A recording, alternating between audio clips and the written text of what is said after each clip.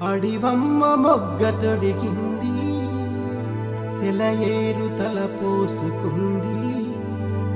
పాడ్యమీ పొద్దు పొడిసింది, పూల వేడుకై తల్లి విలిసింది.